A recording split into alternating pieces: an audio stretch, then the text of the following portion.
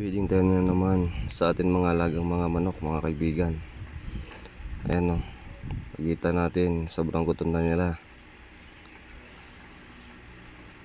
Yun, yung iba pala nakabreed na sila, nakaparte na ng kulungan.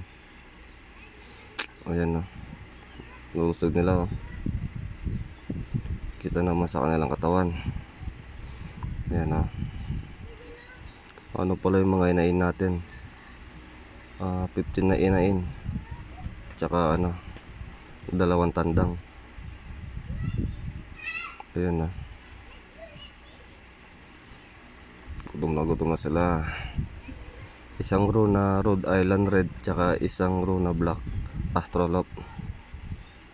Tapos 5 hen na Rhode Island, tsaka 6 na hen na Black Astrolop. Ay, 7 pala, 7 yung Rhode Island Red na hen.